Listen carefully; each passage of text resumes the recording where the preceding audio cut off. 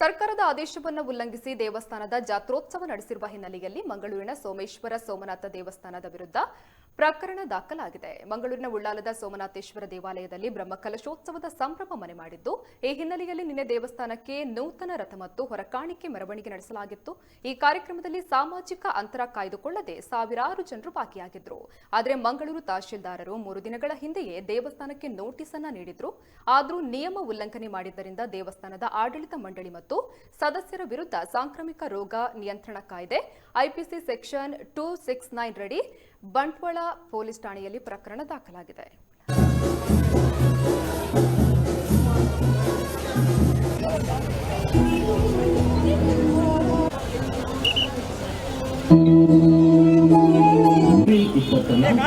Shri Mahaganapati